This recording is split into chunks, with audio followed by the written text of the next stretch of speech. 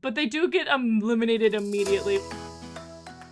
Welcome back to a wonderful review of Wonderful Precure episode 30. Sorry for the little delay, but I am back and we are dealing with part 2 of meeting Nico-sama and really just advancing the story. This is such a solid episode. I love so much of what has gone on here. The first thing we do is immediately answer questions, which is a great way to get out the gate. Nico-sama explains the Mirror Stone is a part of the Nico Diamond. It's a little vague here, but essentially the stone was meant to be kind of a gift for humans and animals, but it ended up failing because humans prioritized it and chased off all the animals, killed all the wolves, yada yada yada. But at no point between then and now did she try to take this back. And even now, the Mirror Stone's just here and we're very casually coming up to it being this is the Mirror Stone. It is part of Nico-sama's ultimate power along with the Nico Diamond, little Nico Unicorn, and she's a little diamond unicorn. It's kind of vague and it's so casual how we're just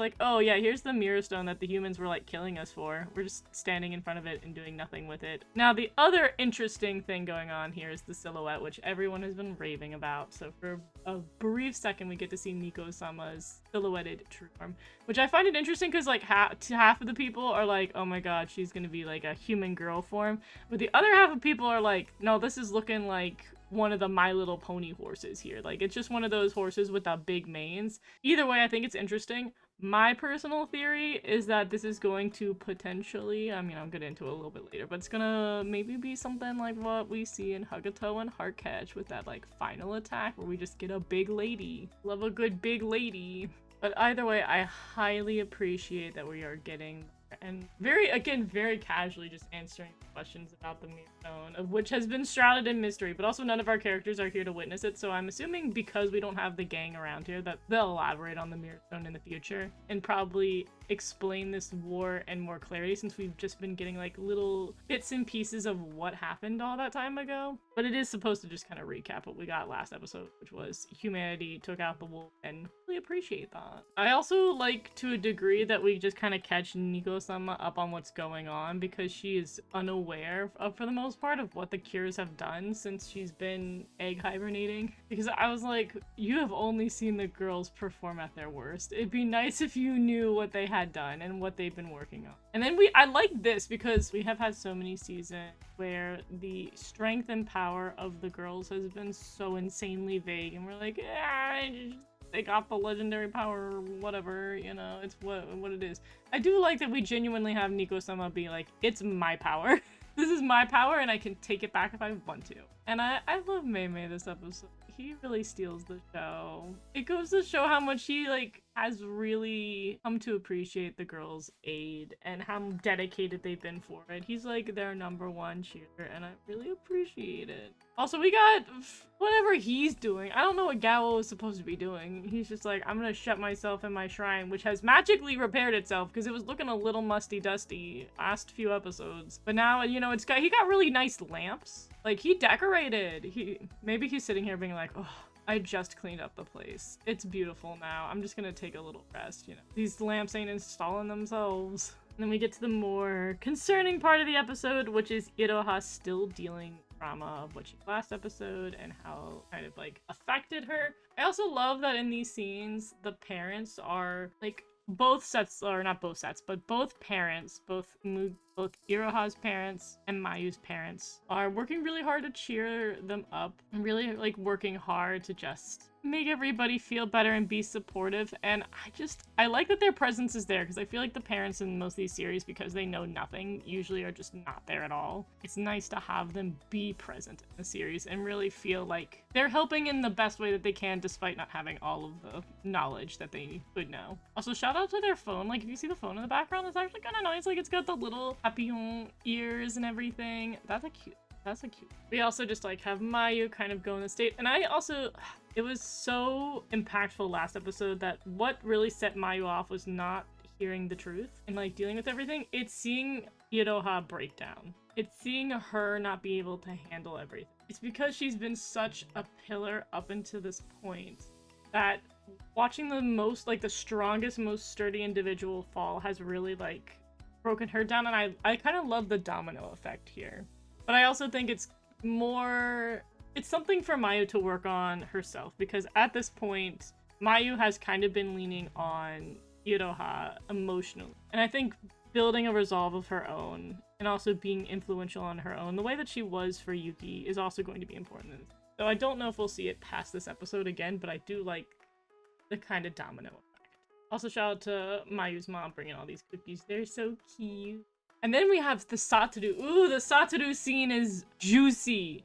He's having that moment where he just feels really helpless and he can't contribute to the team, and I want to just keep seeing more of that because I feel like that's a good build. I feel like we're really, like, we're building into something nice here, something satisfying, something intense. Like, I love it. I'm really loving it. And then shout out to Daifuku. We don't get to see you a lot, buddy, but we get to see you this episode, and you 100% are like, get back in the saddle, boy. We've got to win this race. I love the encouragement. Then we have Zakuro. I literally am falling more and more in love with these villains because they're so adorable. Like, they're so goofy. They have so much personality. And this is the most ridiculous thing I've ever seen. Her just being like, and then the big bad, and I just, you know, we fall in love because he's so proud of me.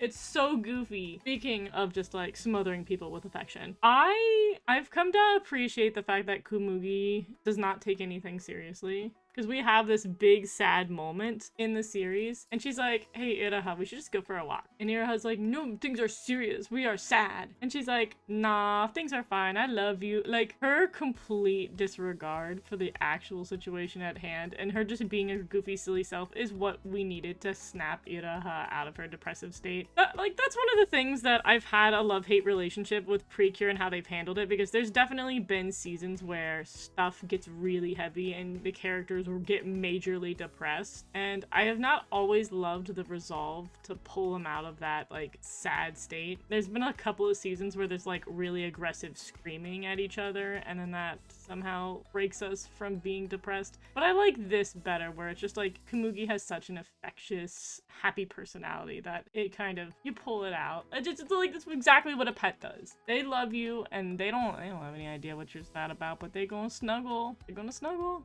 And just also this idea of, like, the walk and walking together is what really brings them together, and it, like, it's the pinnacle of their happiness. I just think that. Then we have Satoru, who does, like, what he can to try to assist, but he's, you know, he does tell Iroha that he's not doing tribute, but she immediately, like, picks up on the vibes and is like, no, you have helped in ways that you cannot imagine. You being here has been, like, the support, and it's a really sweet and cute moment.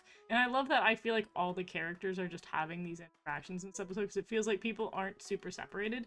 One thing that a lot of these shows will do is that once things start to get tough, they really isolate the characters and then have them deal with growth by themselves. And it's a method you can use in writing, but I much prefer when, like, the group are together, and I like it when the characters come together more than the last 3 seconds of a battle. I also love this. Like, I think this, just, again, such a good episode. Yuki does a phenomenal job of sitting there looking at Mayu, and she says, I would have been a garu-garu. I would have hated humanity. Like, my life sucked, but you showed me that humans can love, and we had this connection. And I'm gonna cry if I keep talking about it, because honestly, this was so sweet, and it's such a good parallel.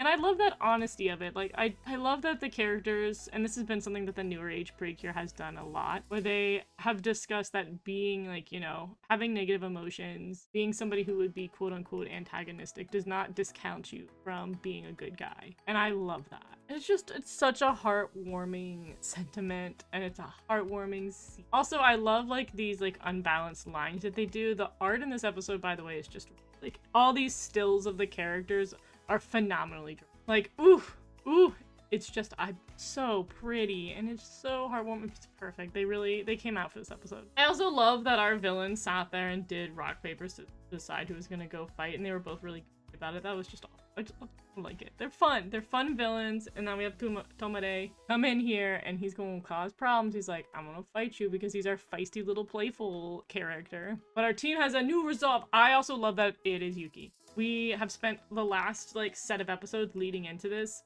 post, like, Mayu becoming Lillian, trying to work on just very slowly get Yuki on team.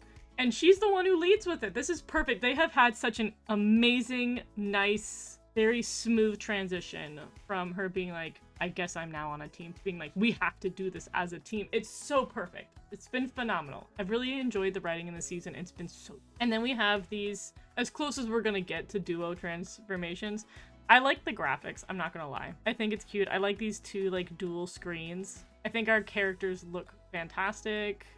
I liked it. It did not bother me. I would like a dual transformation, but I mean, we already get spoiled with a lot of animation this episode for new stock. And then we get our team pose, which is very, very cute. I like that they've all come together. It's been a good time.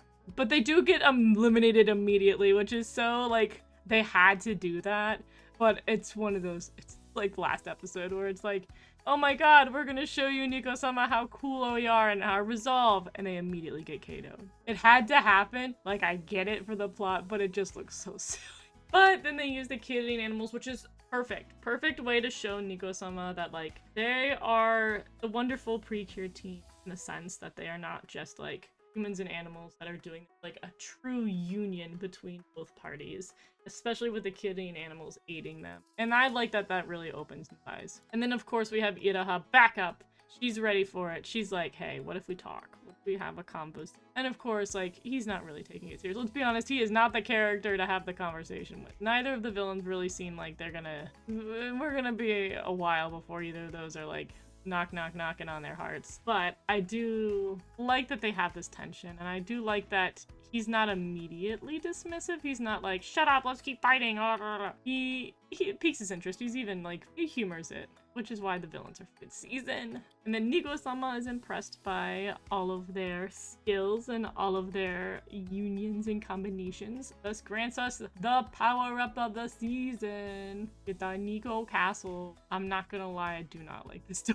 I don't like the trunky kind of items. I was hoping this would be more like the castle from, but it is what it is. Like, that's not gonna... We, of course, have the iconic concept of a key. We do it a little bit. And then I do like this little sequence where they have the power-up, where they have, like... I like the diamond ribbon. And I like the outfits for the most part. I don't know why I have, like, a little bit... Like, the scallops aren't quite selling it to me, because I absolutely love scallops, and I like the kind of feathery look to it. Especially, I mean, they quite literally have feathers in the scene. There's something about it that makes them look a little bit like a chicken. Don't know if the chicken thing is throwing me off. I like these outfits. Not my favorite, but I like them. And again, these sequences are very pretty. I also think that it unionizes the, I keep using the word. I don't know if that's the right word I should be, but I guess unifies. I think the outfits really unify the team. They look well together, whereas some of the outfits were a little starkly different from one another. It's just, these shots are so pretty. And they're so, look at my girl being sassy. With the hair flip, it's not Nyami if there's not a hair flip. Usually the prettiest one for me, but that may just be because it's, and I like hers just like kind of like very politely, like each of them touch the ribbon differently, but they all seem to just like have their personality attached to the way they do it, which is just good design altogether. And her outfit is very gorgeous. The pose is so like serene. We do have the egg, which this is where I'm gonna go into my crazy theory territory, but it is an egg. And eggs have been hatching in the season. So like, what if this power-up is not our final power-up? I mean, like, the other season that has not had more, like, you know, didn't really have a mid-season cure, did have a power-up. Just saying, what if this is like a smile Precure and we're gonna get 2 power-ups? What if we got 2 power-ups? I mean, we just came after an anniversary season. What if we get 2 power-ups? Think about that. 2 power-ups. That egg's gonna hatch. Two power-ups. Of course, they went all in on this gem for the rendering. It looks very nice. And this piece, oh, stop. I love a good feather. I love this little feather so much. And I also, like, if you really look at it, you can see that they put in this very subtle, like, sparkly texture inside of it. And it's just so good. So pretty. I want this. Like, honestly, they should just sell this as, like, one of those shiny stones. Like, one of those little glass stones. I would get this in a heartbeat. Like, this is hands down, this is the best design of the season. I like this head pin. And then, of course, they do the solid rendering for this. And it looks good. It looks elegant. And then we have the team cheer, which also looks... And I like that they're just like, we're gonna hold hands. Because we're all free. And, like, it's just...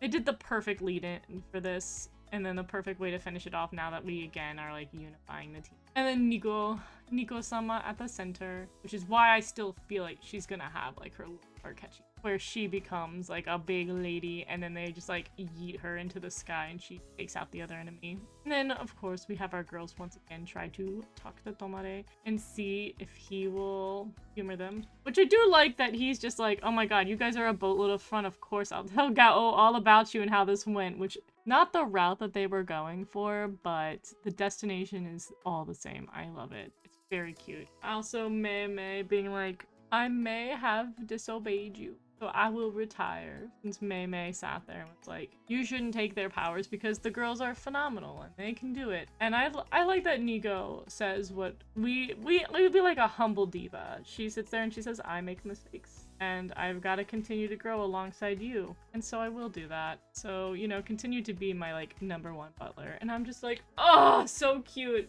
It also wins points for me from Nico-sama because I knew a lot of what she was going to do in this episode from the summaries, but I was like, how was she going? And she doesn't seem as much of a jerk as she sounds like on paper. She was very like, I'm doing the best I can for what we need to do, but she's not mean to, like, I think the sassiest we saw her was last episode, but I've really enjoyed her. I think she's been an exceptional addition to our group. And I also think we needed to have somebody who was like on the sassy spectrum, and her consoling Mei was adorable. She pushed up his little glasses and was like, yeah, you gotta stay, you amazing. And then she does her whole like to try to convince Iraha's parents to let her stay, because of course we need her to be a present character. We've got to have her voice act more. Gotta pay the voice actress. And then the parents be like, of course, tiny floating unicorn, of course you can be part of the family, stay all you want. They ask 0 questions. I don't know if that's quite irresponsible, but it is what it is. And Mimi's like, but the garden that you have with all of your loving loyal subjects, you want to like go back there? Perfect way to end off the episode. I think we're going to have another serious episode next episode with Mayu, but for the most part this was just phenomenal. It was so clean.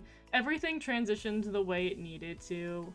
Everything was so well planned up until this point, and then moving forward it's just going to be a boatload of fun. The show is going to continue to be fun, but I feel like my version of fun that I enjoy is what this show is. I want to have a story that's continuing, heartfelt, but it's not too heavy and it's not too like silly and no stakes. We have stakes, have comedy, have love, and it's been a good season. I think they've really taken advantage of being the animal season with animal characters. I really think that they have thought this through, and but that is all for now. I may be a little late with next week's episode 2 because of the holiday, but I will get you the next episode and we will talk about the Precure. So until next time, I'll see you then. Bye bye.